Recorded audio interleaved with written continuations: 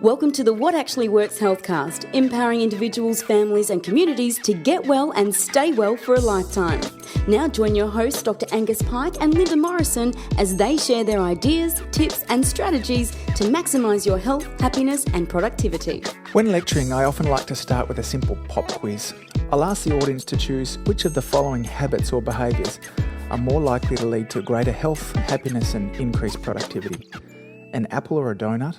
A glass of water or a cup of coffee, 7 hours of sleep or 5, or a walk through the park versus endless hours sitting at the desk. Now, not surprisingly, everyone seems to get the right answer, and often, buoyed by the audience response, I'm tempted to think that my work is done. However, until I move to question number 2, how many of you are actually making these habits part of your daily life? You see, behaviour change has been the bane of existence for social scientists and governments alike for decades. They're often asked, how is it that two people can read the same book or watch the same television show or participate in the same program, but get drastically different results? You see, one person can quit smoking, lose weight or begin a lasting exercise program, whilst the other one goes straight back to or never even quits their toxic habits.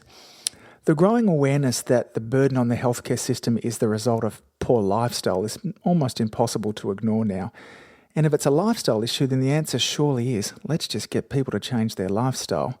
Now, this paradigm of thinking has led to a massive and successful campaign at educating the community about the dangers of things like smoking and lack of exercise and junk food. Now, before I go any further, let me clarify what I mean by successful.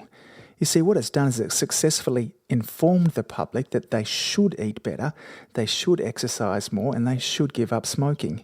However, what it's not been successful at achieving really is behaviour change. Now, there are a number of experts who really believe that behaviour change is not possible after a person reaches 6 to 8 years old. Sounds a bit depressing, doesn't it? Now, they cite research showing that habits are ingrained at this stage and any real effort to make them change is futile. Now, you add to this that the average human is actually really quite bad at predicting what he or she should do to make them happier or healthier in the first place, and you've really got quite a dilemma. Psychologist Daniel Gilbert has dedicated most of his life to showing that human beings are terrible at predicting their own likes and dislikes. For example, most people would strongly believe that another $25,000 a year would make them much happier, and they feel equally as strong that adding perhaps 30 minutes a day of walking would have a minimal impact on their happiness. Yet Dr. Gilbert's research clearly shows that the added income is far less likely to have an impact on someone's happiness than the addition of a regular walk. Now, lucky for us, for more than 5 decades, there have been a group of social scientists have shown that change is not only possible, but it's likely if we follow the right steps. And in coming healthcasts, we're going to explore exactly what those steps are. So how is it that we start to implement the things we know about how we should be eating, how we should be moving, and the changes that we should be making in life? And so we look forward to sharing those with you, but we'd also like to take this opportunity here to invite you to share with us what changes have worked with you. What things have you been able to implement that have caused change in your health, happiness, and productivity? You've been listening to Dr. Angus Pyke and Linda Morrison in the What Actually Works Healthcast.